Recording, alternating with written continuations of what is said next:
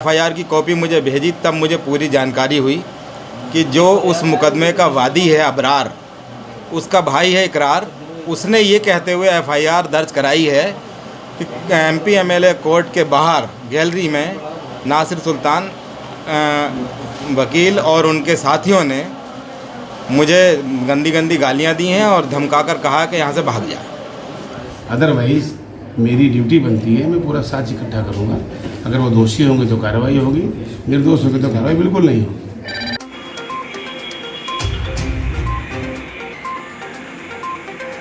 Samajwadi party के वरिष्ठ नेता मोहम्मद आजम खान पर गवाहों को धमकाने के मामले में रामपुर के 2 अलग अलग थानों में दर्ज हुई रिपोर्ट के बाद अब उनके वकीलों पर भी गवाह को धमकाने की एफआईआर दर्ज हुई है।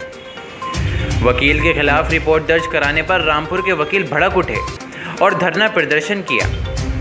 पुलिस अधीक्षक रामपुर के जांच कराए जाने के आश्वासन के बाद वकीलों ने धरना स्थगित कर दिया।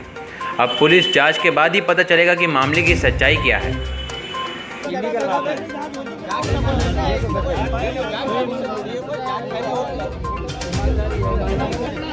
सिर्फ कोई नहीं है, ये लड़ाई सिर्फ वकीलों की नहीं है, समाज की लड़ाई है ये। अरे इसमें प्रीलिमिनरी इन्वेस्टिगेशन क्यों नहीं की गई? पहले इन्वेस्टिगेशन कर लेते, मामला क्या है? सिर्फ कोई नहीं है, लड़ाई सबकी है। वकील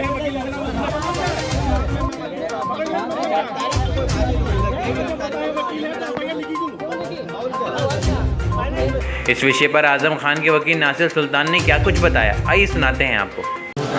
पूरी बात यह है कि मैं मोहम्मद आजम खान साहब के मुकदमों में वकील हूँ। 18/8/2022 को एक मुकदमा एमपी एमएलए कोर्ट में लगा हुआ था, क्राइम नंबर 556/19, जिसमें वादी अबरार की गवाही होनी थी। वादी अबरार की गवाही चल रही थी 2:15 बजे से 5 बजे तक, जिरह चलती रही। मैं कोर्ट रूम के अंदर मौजूद था वरिष्ठ अधिवक्ता श्री वीरेंद्र शर्मा जी के साथ, और लगातार गवाह से जिरह चलती रही। गवाह से जिरह पूरी ना होने की वजह से अगली तारीख के लिए स्थगित की गई। कल मुझे कुछ साथियों से पता चला कि आपके ख़िलाफ़ कोई एफआईआर दर्ज हुई है। बाद में एक पत्रकार साथी ने बताया और एफआईआर की कॉपी मुझे भेजी तब मुझे पूरी जानकारी हुई कि जो उस मुकदमे का वादी है अबरार, उसका भाई है इकरार, उसने ये कहते हुए एफआईआर दर्ज कराई है कि एमपी एमएलए कोर्ट के बाहर गैलरी में नासिर सुल्तान वकील और उनके साथियों ने मुझे गंदी गंदी गालियां दी हैं और धमकाकर कहा कि यहाँ से भाग जा। ये एफआईआर की मुझे जानकारी हुई। आज वकील सारे बैठे थे धरने पर, क्या पूरा आज कप्तान से मिले, क्या हुआ? कप्तान साहब से हम अपने बार के माननीय अध्यक्ष महोदय के नेतृत्व में सारे वकील इकट्ठा हुए थे, धरने पर भी बैठे थे, और हमारे संगठन के सभी पदाधिकारियों ने एसपी महोदय से वार्ता की है और उन्होंने आश्वासन दिया है कि 3 दिन के अंदर इस मामले की जांच करा के, अगर उसमें सीसीटीवी कैमरे की में कोई फुटेज ऐसी नहीं है तो मामले को एक्सपंज कर देंगे। और मैं बड़े विश्वास के साथ कहता हूं कि सीसीटीवी कैमरे में कोई फुटेज नहीं, क्योंकि कोई बात ही नहीं हुई है मेरी। घटना 3 बजे की दिखाई गई है और मैं 2:15 से 5 बजे तक कोर्ट रूम के अंदर था।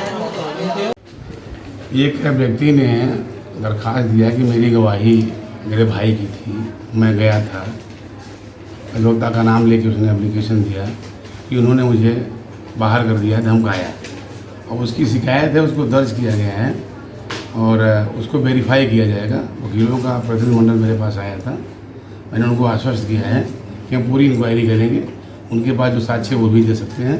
अदरवाइज़ मेरी ड्यूटी बनती है, मैं पूरा साक्ष्य इकट्ठा करूँगा। अगर वो दोषी होंगे तो कार्रवाई होगी, निर्दोष होंगे तो कार्रवाई बिल्कुल नहीं होगी। लेकिन अभी ये इसका इन्वेस्टिगेशन करना पड़ेगा, ये मैंने बताया है उनको, तो वो सेटिस्फाइड थे, उनको भरोसा है पुलिस पे। इतनी अच्छी बात है कम से कम, तो हम इस भरोसे को कायम रखेंगे और निष्पक्षता से कार्रवाई करेंगे। सर, अभी जो अधिवक्ताओं का ये कहना है कि ये सिर्फ इस वजह से हो रहा है कि हम आजम खान के अधिवक्ता हैं, इस पे मैं कोई कमेंट नहीं करूँगा। आप मीडिया वाले हो, आप जाके खुले समाज में देखो कि गवाहों की क्या पोजीशन है, आदरणीय आजम खान जी की क्या पोजीशन है। आप इस शहर के बासिंदा हो, आप उसे बेहतर जानते हो। मैं चाहता हूं कि निष्पक्षता से, मैं तो ये कहूँगा कि आप गोपनीय जानकारी करो ना, उनका लिस्टिंग करके देख लो, वो प्रायोजित हैं, मोटिवेटेड हैं, कहीं से लाभान्वित हो रहे हैं या उनकी जेन्युइन प्रॉब्लम है, इसको आप खुद देख लो। और मेरा आग्रह है कि अगर जेन्युइन प्रॉब्लम हो तो सच्चाई जनता के सामने लाई जाए, इतना सा मेरा कहना है।